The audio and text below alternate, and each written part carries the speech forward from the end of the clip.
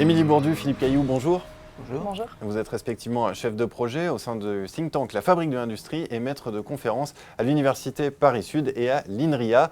Vous êtes là pour nous parler de la dernière note de La Fabrique. Elle s'intitule « Portrait de travailleur, comprendre la QVT, qualité de vie au travail ». Et il y est bien sûr question des conditions de travail des Français ainsi que de leur ressenti au travail. Alors première question, Émilie, elle est un petit peu large. Qu'est-ce qui ressort de cette étude ?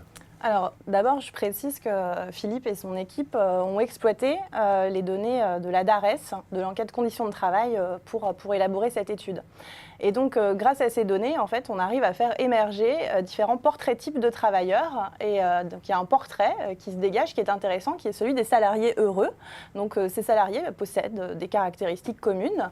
Et donc, ce que l'on observe, par exemple, c'est que les salariés heureux sont quasiment tous fiers de leur travail, tous fiers de leur organisation et ne se sentent quasiment jamais sous pression.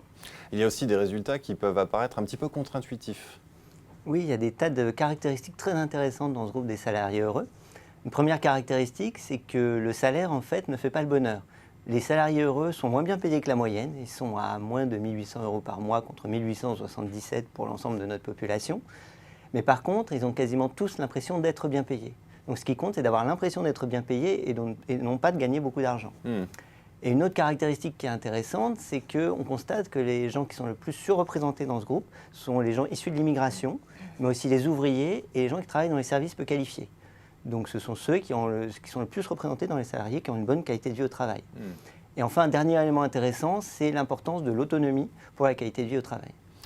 A contrario, qui sont les salariés qui se déclarent les moins heureux au travail et quels sont les déterminants que l'on retrouve dans cette catégorie ? Alors là aussi, on a des résultats très intéressants. C'est qu'on identifie deux groupes qui ont la plus faible qualité de vie au travail. Ce sont ceux qui travaillent dans le domaine de la santé et ceux qui ont eu un accident au travail au cours de la dernière année. Donc pour ces deux groupes-là, c'est vraiment les plus faibles scores de qualité de vie au travail sur tous les déterminants. Donc quantité de travail, faible autonomie, forte pression de la hiérarchie. Donc ce sont vraiment les deux groupes les moins favorisés. Et on a un autre élément intéressant, c'est la forte importance des tensions avec la hiérarchie. Donc les tensions avec la hiérarchie, c'est ce qui provoque non pas seulement une faible qualité de vie au travail, mais aussi un faible bien-être dans la vie en général. Donc s'il y a des fortes tensions avec la hiérarchie, vous êtes malheureux dans la vie. Par contre, si vous êtes des tensions avec les collègues, donc 20% des gens expriment des fortes tensions avec les collègues, ça n'a pas d'impact sur le bien-être en général.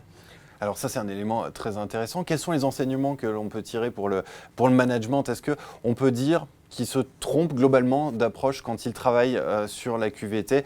C'est vrai qu'aujourd'hui, il cherche surtout à travailler sur le cadre de travail. C'est une approche qui est incomplète, Émilie ?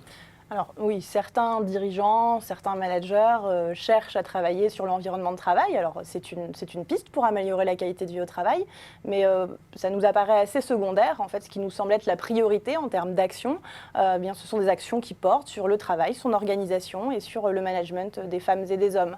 Donc on le voit bien, un management apaisé, des relations entre managers qui sont bonnes améliorent la qualité de vie au travail et inversement.